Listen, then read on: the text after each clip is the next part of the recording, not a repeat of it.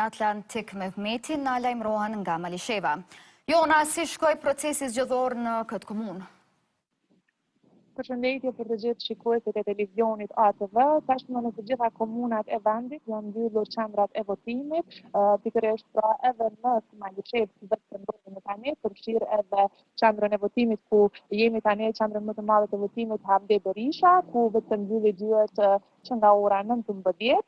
Pra, ka i përket statistikave, komuna e Malishevës numëron gjithsej numrin e banorëve me rreth të 838 banor, ndërsa qytetarët ushtruan të drejtën e votës në 35 qendra të votimit. Sipas drejtorit të kësaj qendre, gjithçka kaloi në mënyrë të qetë, pa ndonjë incident, dhe po ashtu sipas të dhënave të KQZ-s, pjesëmarrja e qytetarëve në Malishev është rreth 27.57%, dhe gjithashtu bibliotekët edhe në Rahovec, ku vetë kemi raportuar, pjesëmarrja e qytetarëve është 24.24%. Faleminderit.